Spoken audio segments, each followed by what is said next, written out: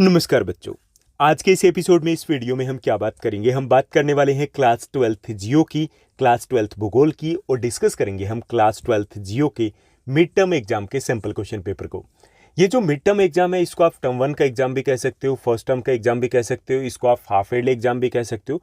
हालांकि ये जो टर्म 1 का एग्जाम है ये कोविड पीरियड के दौरान जो आपका टर्म 1 का एग्जाम था उससे टोटली डिफरेंट रहेगा।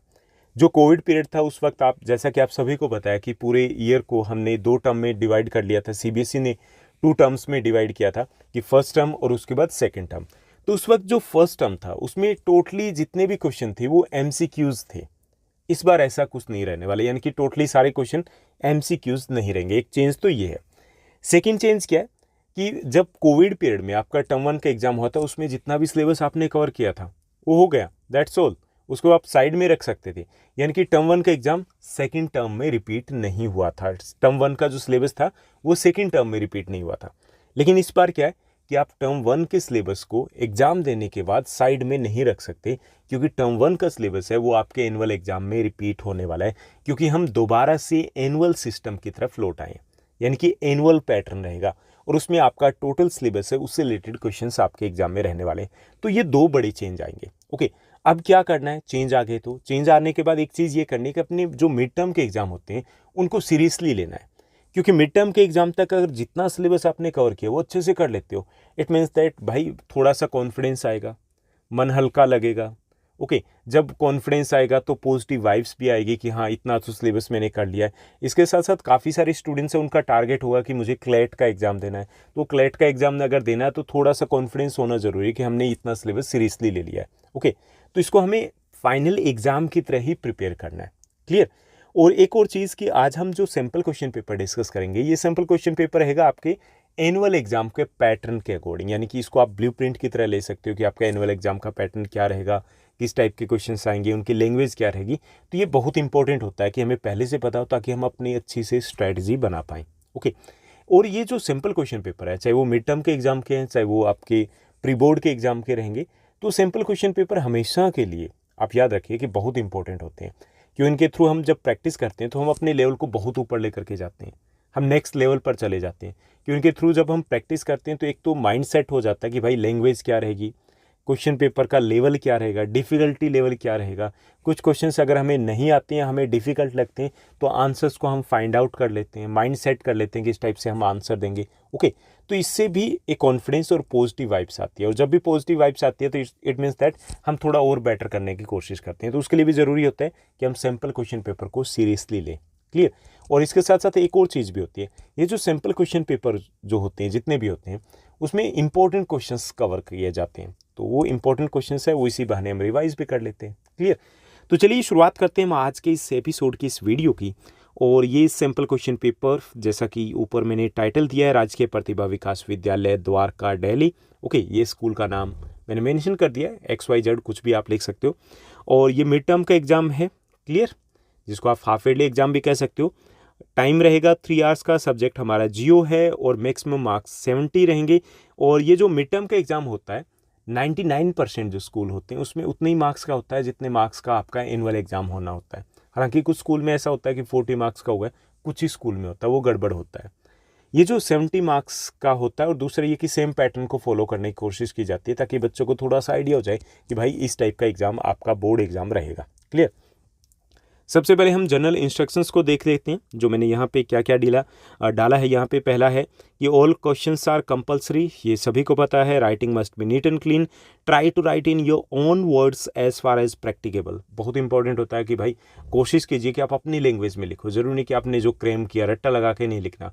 आपको कंसेप्ट पता है, बस लिख डालो, उसे ठीक तरीके से लिखना है।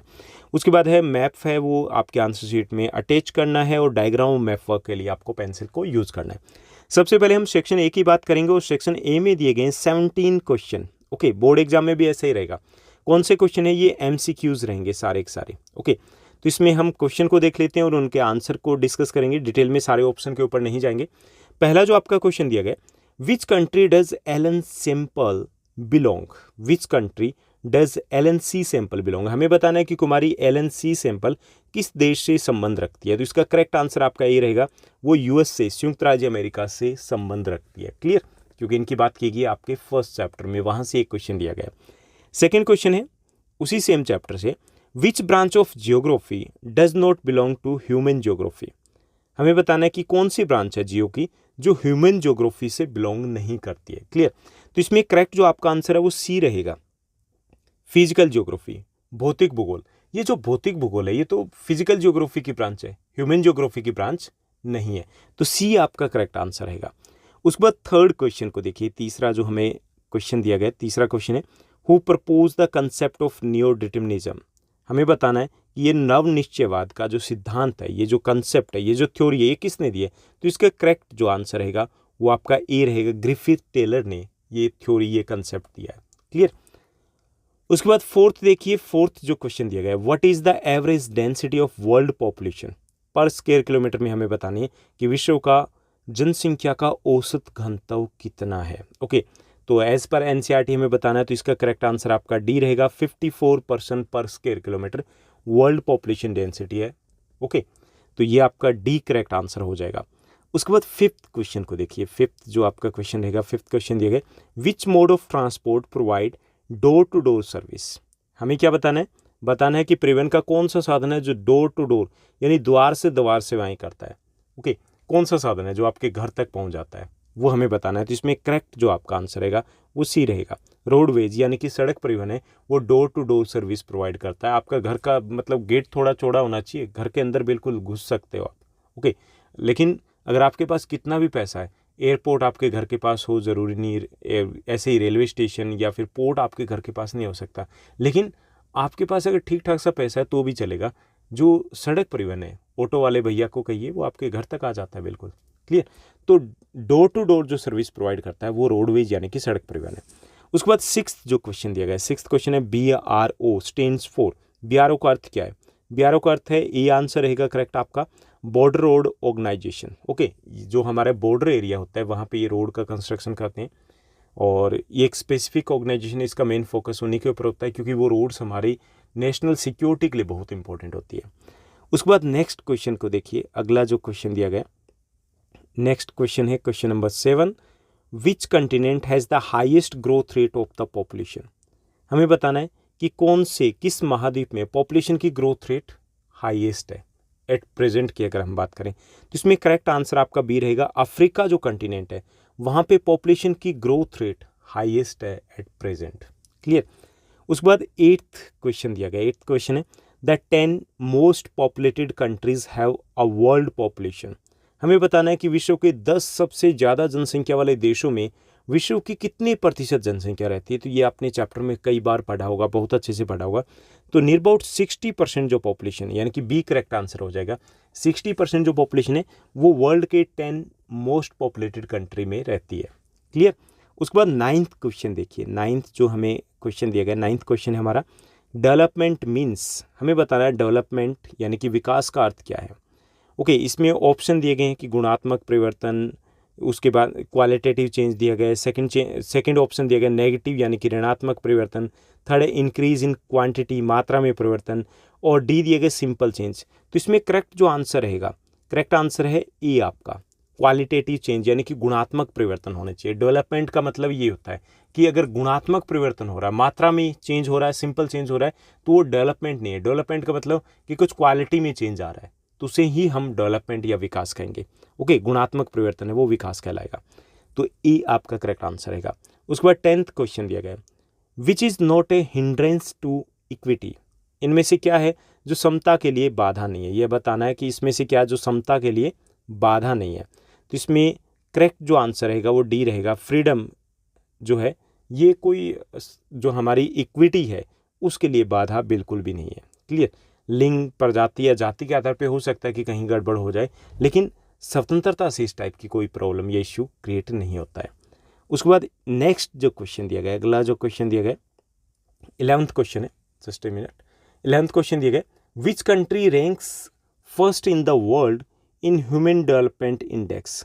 कौन सी कंट्री है जो ह्यूमन डेवलपमेंट इंडेक्स में, HDI रैंकिंग में, मानव विकास सूचकांक में पहले स्थान पर है। तो इसमें करेक्ट आंसर आपका बी रहेगा, नॉर्वे है वो फर्स्ट पोजीशन के ऊपर है। ओके, उसके बाद नेक्स्ट जो क्वेश्चन दिया गया, अगला जो क्वेश्चन है क्वेश्चन नंबर 12, 12 जो क्वेश्चन दिया गया है, क्वेश्चन है हमारा, which one type of agriculture amongst the following is called slash and burn agriculture. Slash and burn agriculture किस टाइप की खेती बाड़ी को कहा जाता है, कृषि को कहा जाता है? इसको हिंदी में कहें तो कर्तन दहन। हमें बताना है कि कौन सी कृषि है जिसको कर्तन एवं दहन भी कहा जाता है। तो इसमें हमें 4 ऑप्शन दिए गए। करेक्ट जो आपका आंसर रहेगा वो आपका बी रहेगा, जो प्राइमेटिव सब्सटेंस एग्रीकल्चर है, प्रारंभिक जीविका कृषि है, उसको स्लेश एंड बर्न यानी कि कर्तन एवं दहन कृषि भी कहा जाता है। कर्तन का अर्थ होता है काटना, दहन का अर्थ होता है जलाना। इस प्रकार की जो कृषि होती है उसमें आदिवासी लोग जो इस प्रकार की खेतीबाड़ी को करते हैं वो क्या करते हैं, पेड़ों को काटते हैं, उनको जलाते हैं, तो हो गए ना कर्तन एवं दहन। तो वहाँ पे वो खेती करना शुरू कर देते हैं। जब वो मिट्टी भूमि कम उपजाऊ हो जाती है, then they again shift their place of farming, वो फिर उसको शिफ्ट कर लेते हैं। 3 से 5 साल के बाद वो ऐसा ही करते रहते हैं, घूम घूम के ये कृषि करते हैं, इसलिए इसको झूम कृषि भी कहा जाता है। क्लियर। उसके बाद नेक्स्ट जो क्वेश्चन दिया गया, क्वेश्चन नंबर 13 है हमारा, 13th क्वेश्चन दिया गया, डेनमार्क इज नॉन फॉर। हमें बताना है कि डेनमार्क किसके लिए प्रसिद्ध है, फेमस है। तो यहाँ पे ऑप्शन दिए गए कि मिक्स्ड फार्मिंग के लिए, कैटल रेयरिंग के लिए, कोऑपरेटिव फार्मिंग यानी कि सहकारी कृषि के लिए, या फिर ग्रीन फार्मिंग के लिए, यानी कि हमें 4 ऑप्शन दिए गए। तो इसमें करेक्ट जो आंसर है आपका सी रहेगा, कोऑपरेटिव फार्मिंग यानी कि सहकारी कृषि है, उसका बेस्ट एग्जांपल है डेनमार्क। वहाँ पे ये कोऑपरेटिव फार्मिंग है वो काफ़ी ज़्यादा सक्सेसफुल रही है, तो सी आपका करेक्ट आंसर हो जाएगा। उसके बाद 14th क्वेश्चन दिया गया, which activity transform raw material into valuable product. कौन सी एक्टिविटी है जिसमें रॉ मटेरियल को वैल्यूएबल प्रोडक्ट में चेंज किया जाता है, यानी कि कौन सी गतिविधि है जिसमें कच्चे माल को मूल्यवान वस्तु में बदला जाता है? तो इसमें करेक्ट आंसर आपका सेकंड हो जाएगा, सेकेंडरी एक्टिविटी में ऐसा किया जाता है। कच्चा माल प्राइमरी सेक्टर से लेते हैं, उसको माल को तैयार माल में बदल दिया जाता है, जैसे कपास से कपड़ा बनाना, गन्ने से चीनी बनाना। तो ये क्या है, ये सेकेंडरी एक्टिविटीज़ के एग्जाम्पल है। उसके बाद नेक्स्ट क्वेश्चन को देखिए, क्वेश्चन नंबर 15 दिया गया है। क्वेश्चन नंबर 15 है, which of these is not an example of the agro based industry. इनमें से क्या है जो कृषि आधारित उद्योग का एग्जाम्पल नहीं है? ऑप्शन दिए गए, जैसे इसमें चीनी उद्योग दिया गया, शुगर इंडस्ट्री ऑप्शन। उसके बाद सेकंड ऑप्शन है आपका कॉटन टेक्सटाइल इंडस्ट्री, सूती वस्त्र उद्योग। तीसरा थर्ड ऑप्शन दिया गया फूड प्रोसेसिंग इंडस्ट्री, खाद्य प्रसंस्करण उद्योग।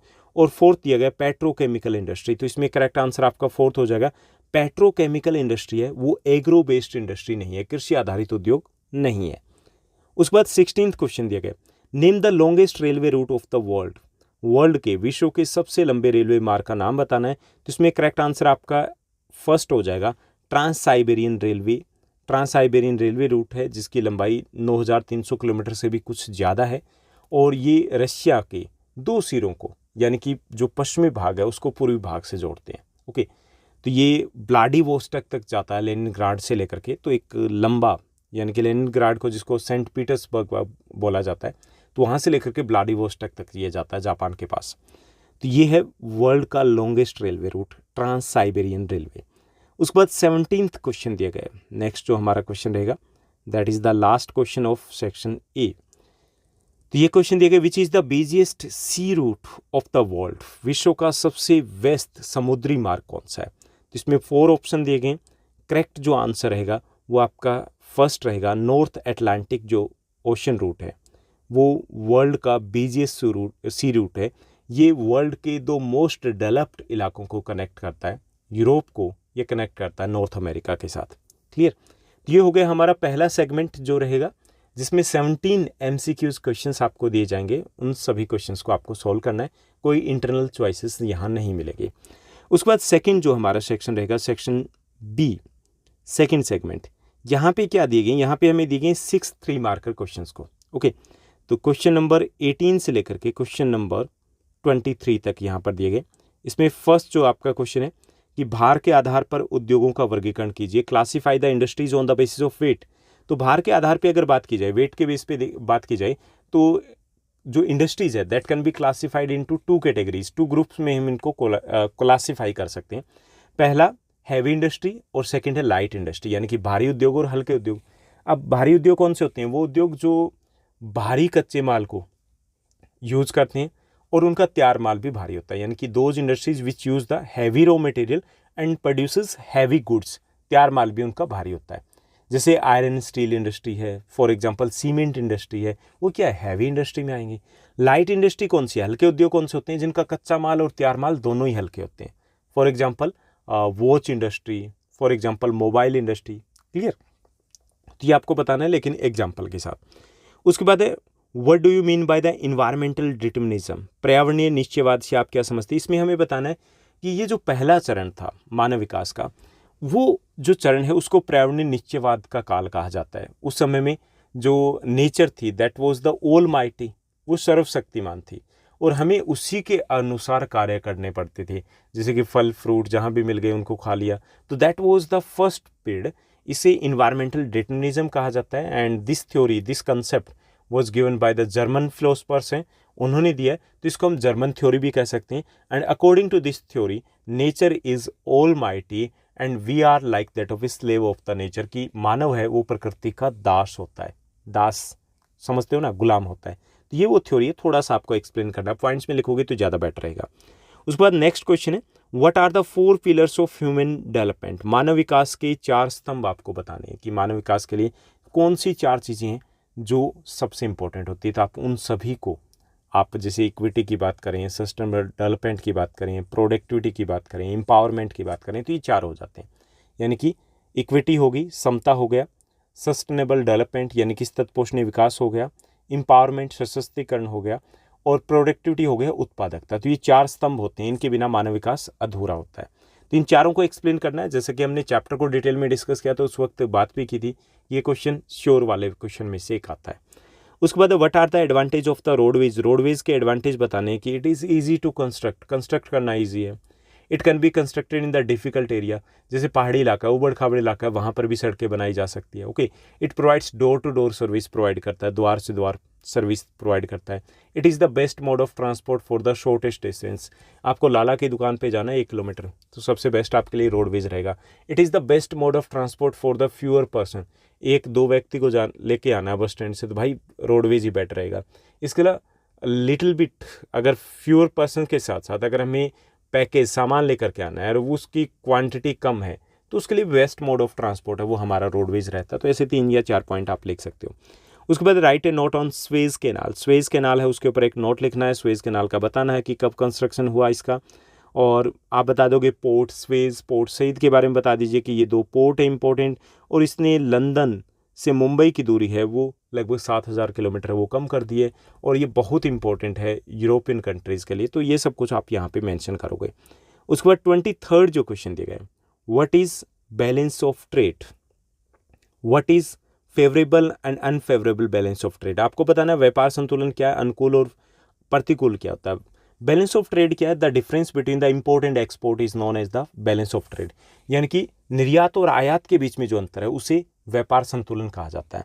अब अनुकूल क्या होगा, फेवरेबल कब होगा, कि when export is more than that of import, जब निर्यात है वो आयात से कम हो तो उसे अनुकूल बोलेंगे। भाई फायदा है ना, 1,000 करोड़ का हम एक्सपोर्ट करें और 500 करोड़ के आसपास का हम इंपोर्ट करें, 500 करोड़ का हम बेनिफिट में।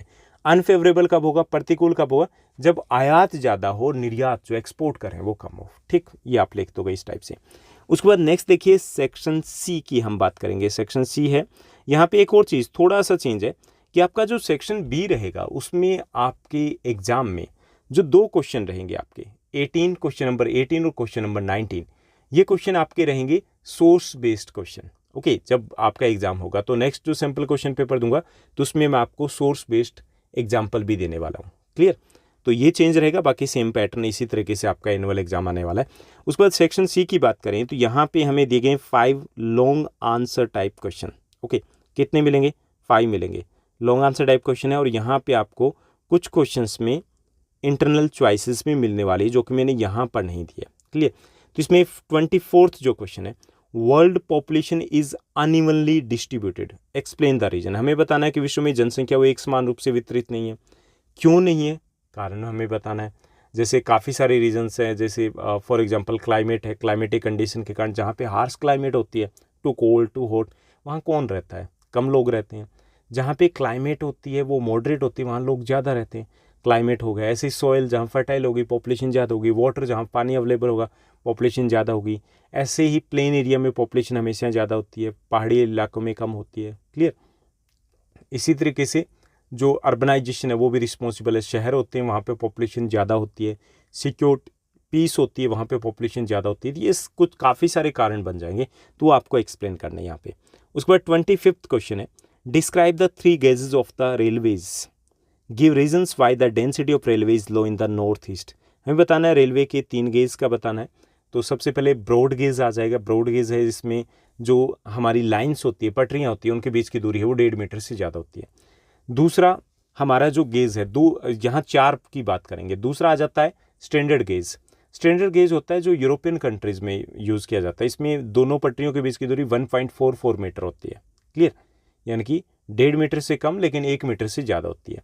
और तीसरा हो जाता है मीटर गेज, जो अपने इंडिया में काफ़ी कॉमन है। तो मीटर गेज में दोनों पटरियों के बीच की डिस्टेंस है वो 1 मीटर होती है। एक आ जाता है नैरो गेज जिसमें लेस देन 1 मीटर उनके बीच की डिस्टेंस रहती है। तो ये जो लेस देन 1 मीटर वाली इस टाइप की लाइनें होती है ये पहाड़ी इलाकों में ज़्यादा होती है। अभी उसके बाद सेकेंड पार्ट में पूछा है कि नॉर्थ ईस्टर्न पार्ट में रेलवे कम होने के कारण क्या, कि रेलवे का विकास नहीं हो पाया। उसके कई सारे कारण हैं, घने जंगल पाए जाते हैं भाई, that is a hilly area, mountain area है, तो वहाँ पे रेलवे लाइन बिछाना आसान नहीं है। फ्लडेड, थाउजेंड्स ऑफ रिवर्स आ देर, हज़ारों नदियाँ और फ्लड वहाँ पे फ्रिक्वेंट है। तो ये सारे रीजन्स आप वहाँ पे लिख सकते हो। उसके बाद differentiate between the primary substance farming and commercial farming, यानी कि प्रारंभिक जीविका निर्वाह कृषि और वाणिज्यिक कृषि में अंतर बताइए। सिंपल से तरीके से बता सकते हो कि भाई जो प्रारंभिक जीविका निर्वाह कृषि होती है उसमें कम भूमि की आवश्यकता होती है, साल में एक ही फसल लेते हैं। इसमें ज़्यादा ज़मीन की आवश्यकता होती है। Clear, they can take the more than 1 crop भी ये ले सकते हैं। वहाँ पे कम मेहनत लगती है, यहाँ पे ज़्यादा मेहनत लगती है। वहाँ पे कम पैसा चाहिए, यहाँ पे ज़्यादा पैसा चाहिए। वहाँ पे कम पूंजी, यानी कि यहाँ पे ज़्यादा पूंजी। वहाँ पे कम मशीनों का प्रयोग, यहाँ पे ज़्यादा मशीनों का प्रयोग। वहाँ पे कम केमिकल्स का यूज़, यहाँ पे ज़्यादा केमिकल्स का यूज़। वहाँ पे कम प्रोडक्शन, यहाँ पे ज़्यादा प्रोडक्शन। वहाँ पे कम प्रॉफिट, यहाँ पे ज़्यादा प्रॉफिट। यानी कि वहाँ सब कुछ कम कम है, यहाँ पे सब कुछ ज़्यादा ज़्यादा है। ऐसे लिख सकते हो, बन जाएगी बात। ओके, उसके बाद 27th क्वेश्चन दिया गया, classify the industries on the basis of raw material, explain with examples in detail. कि आपको क्या करना है, जो इंडस्ट्रीज़ हैं उनको रॉ मटेरियल के बेस पर क्लासीफाई करना है और एग्जांपल्स के साथ आपको बताना है। तो रॉ मटेरियल के बेस पे बात की जाए तो इंडस्ट्रीज़ जैसे एग्रो बेस्ड हो सकती है, कृषि आधारित उद्योग हो सकते हैं जो रॉ मटेरियल कृषि से लेते हैं। ओके, जैसे cotton textile industry, sugar industry. ये इंडस्ट्रीज़ मिनरल बेस्ड हो सकती है, खनिज आधारित हो सकती है, for example iron and stealing industry, cement industry. Okay, ये इंडस्ट्री केमिकल बेस्ड भी हो सकती है जैसे पेट्रोकेमिकल इंडस्ट्री। ये इंडस्ट्री फॉरेस्ट बेस्ड भी हो सकती है जैसे फर्नीचर एंड पेपर इंडस्ट्री। ये इंडस्ट्री एनिमल बेस्ड भी हो सकती है, पशु आधारित उद्योग भी हो सकती हैं, for example milk industry, dairy industry हो गई। ओके, ये ओशियन बेस्ड भी हो सकती है जैसे सोल्ट इंडस्ट्री होगी, लाइक दैट। तो फिशरीज हो गई। तो ऐसे 5 या 6 जहाँ तक लेके जाना चाहो वहाँ तक लेके जा सकते हो। मिनिमम 4 आपको बताने हैं विद एग्जाम्पल। उसके बाद 28th क्वेश्चन है, क्वेश्चन नंबर 28, ये 5 मार्कर में लास्ट क्वेश्चन है। What are the main features of waterways, mention 4 most important waterways. जो जल परिवहन है उनकी मुख्य विशेषताएं क्या, ये हमें बताना है। ओके, तो जल परिवहन है वो परिवहन का सबसे सस्ता साधन है। ओके, इन्वायरमेंट फ्रेंडली है, पोल्यूशन नहीं करता। इसमें वियर एंड टीयर की जब हम बात करते हैं यानी कि घिसावट बहुत कम होती है। क्लियर, और इंटरनेशनल ट्रेड के लिए बहुत ज़्यादा इंपॉर्टेंट है। उसके बाद है कि 4 इंपॉर्टेंट वाटरवेज के नेम बताने, तो नॉर्थ अटलांटिक हो गया। ओके, एक हो गया रेड सी जिसको हम स्वेज कैनाल कह सकते हैं, पनामा कैनाल का कह सकते हैं। साउथ अटलांटिक हो गया। Okay, Cape of Good Hope हो गया, आसान तरीफ वाला मार्ग हो गया। तो 4 या 5 के नाम लिख दोगे, लेकिन सबसे पहला एक सेम रहना चाहिए, वो रहेगा उत्तरी अटलांटिक जो कि यूरोप और नॉर्थ अमेरिका को कनेक्ट करता है। तो ये हो गया आपका सेक्शन सी। उसके बाद सेक्शन डी की बात करेंगे और डी सेक्शन आपके एग्जाम में रहने वाला है 10 मार्क्स का, यानी कि ये रहेगा मैप वर्क से रिलेटेड। इसमें जो 5 पॉइंट रहेंगे वो रहेंगे वर्ल्ड मैप से रिलेटेड, और क्वेश्चन नंबर जो 30 रहेगा वो रहेगा आपके मैप ऑफ इंडिया से रिलेटेड, यानी कि बुक बी से रिलेटेड। तो पहला है, इसमें दिया गया कि विश्व का सर्वाधिक जनसंख्या वाला देश कौन सा है, country with the highest population density, सर्वाधिक जनसंख्या घनत्व वाला पूछा गया। क्लियर, ये याद रखना है। तो सर्वाधिक जनसंख्या घनत्व वाला जो देश है वो बांग्लादेश है। क्लियर, उसके बाद स्वेज कैनाल आपको लोकेट करनी है जो रेड सी को कनेक्ट करते हैं मेडिटेरियन सी से, भूमध्य सागर से, वो आपको दिखानी है। मुंबई पोर्ट आप दिखा दोगे, टोक्यो को आपको दिखाना है, जापान की कैपिटल है, ट्रांस साइबेरियन रेलवे रूट को दिखाना है जो कि रशिया के बीच से निकलता है। क्लियर, तो ये आपको लोकेट करना है। उसके बाद की अगर बात की जाए क्वेश्चन नंबर 30 की, क्वेश्चन नंबर 30 में क्या दिया गया है, इसमें 5 पॉइंट्स दिए गए हैं जो मैप ऑफ इंडिया से रिलेटेड है। क्या क्या लोकेट करना हमें, सबसे पहले सबसे कम लिंगानुपात वाला राज्य है, state with lowest sex ratio, ये हमारा हरियाणा रहेगा। यहाँ पे पड़ोस में है, दिल्ली के बिल्कुल पड़ोस में है, पंजाब के बिल्कुल पास में आ गया, यानी कि नॉर्थ इंडिया में आ गया। उसके बाद मोस्ट पॉपुलेटेड स्टेट की बात करें जहाँ जनसंख्या सबसे ज़्यादा है, टोटल जनसंख्या की बात की जा रही है, ये हमारा यूपी रहेगा।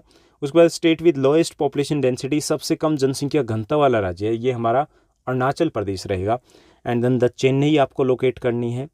और उसके बाद लोकेट करना हाईएस्ट रूरल पॉपुलेशन कहाँ पे है, प्रतिशत, परसेंटेज बतानी है, तो ये हमारा हिमाचल प्रदेश हो जाएगा। ओके, तो ये था आपका सिंपल क्वेश्चन पेपर। उम्मीद करता हूँ कि ये आपको मतलब ठीक से समझ में भी आया होगा, हेल्पफुल भी रहेगा, होपफुली हेल्पफुल रहेगा। इस टाइप के बहुत सारे क्वेश्चन पेपर आपके लिए लेकर के आएंगे, बाकी सब्जेक्ट के भी, ताकि आप अच्छे से प्रैक्टिस कर पाओ। और अगर आपको ये अच्छा लगा तो भाई थोड़ा सा सपोर्ट ज़रूर कीजिएगा, शेयर भी कीजिएगा, क्योंकि 11th के लिए, 9th के लिए, 10th के लिए, उनके लिए बहुत सारा कंटेंट आ रहा है। 12th के लिए बहुत लिमिटेड मैंने कंटेंट दिया है, तो अगर सपोर्ट मिलेगा तो लगेगा कि हाँ भाई काफ़ी सारे बच्चे जुड़े हुए हैं, तो हम इसको फिर आगे और भी कंटिन्यू करेंगे इस सीरीज़ को। आज के लिए बस इतना ही। Thank you, bye bye, have a nice day.